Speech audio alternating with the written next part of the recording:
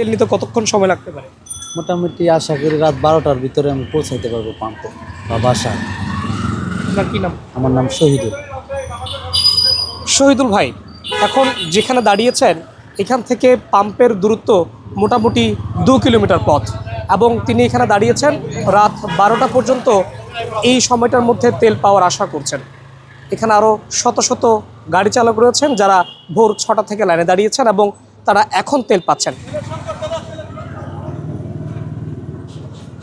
ভোর 6টা থেকে শুরু হওয়া এই লাইন দুপুর 12টা পেরিয়েও শেষ হয়নি। অনেককে এখনও অপেক্ষা করতে দেখা গেছে জ্বালানি তেলের জন্য। 3টা বাজে দাঁড়াইছে, অনেকে সকাল 6টা বাজে দাঁড়াইছে। তো ভোগান্তিটা আজকে তো অনেক দিন ধরে চলতেছে। এখন আর কতদিন যায় এটা তো আসলে আমরা বলতে পারছি না। এটা আসলে সরকার বা দেশে যারা দায়িত্ব আছে তারা বলতে পারবে। ভাই 4 ঘন্টা লাইনে ধরে মাত্র পাম্পের সামনে আসলাম, এখনো তেল নিতে পারি নাই। এই অবস্থা, আমাদের চেয়ারের অবস্থা দেখছেন? মনে হচ্ছে আমরা এখানে ভাই রাজমিস্ত্রির কাজ করতে আসছি রোদের মধ্যে।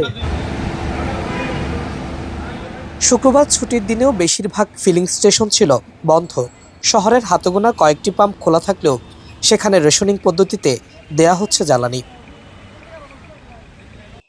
অন্যদিকে 1-2টি পাম্পে চাহিদা অনুযায়ী তেল পাওয়া গেলেও সেখানে দেখা যাচ্ছে তুলনামূলক দীর্ঘ সারি। আসি যে সকাল 8:30টার দিকে আসি, দাঁড়ানো অবস্থায় পাম্প তেল দিচ্ছে 10টার দিকে। 10টা থেকে শুরু হয়েছে, এই আস্তে আস্তে এইটুকু পর্যন্ত আসছে। দাঁড়াইছি ঠিক আছে, তো ওনারা যে হুট করে আসে ঢুকে গেল, তো এগুলো পাম্প কর্তৃপক্ষ দেখেন, এগুলা ওনাদের দৃষ্টি আকর্ষণ করা খুবই দরকার।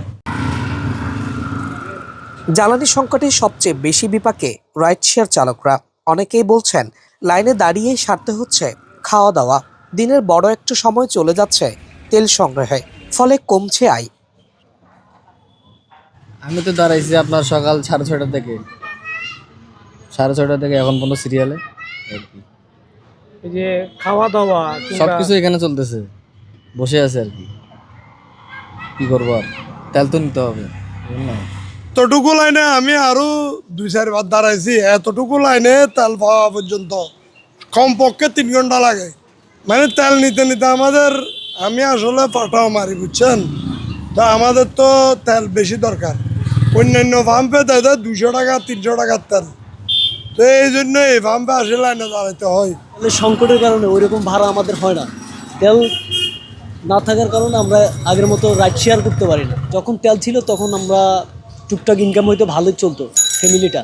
এখন বর্তমান তেলের সংকটে থাকার কারণে ওই রকমের ইনকাম হচ্ছে না, তেল পাচ্ছি না। তেলের জন্য সংকট, লাইনের সিরিয়ালে দাঁড়াইতে হয়, তখন ভাড়া মারতে পারি না। এই তপ্ত রোদে তেল পাওয়ার আশায় অপেক্ষা।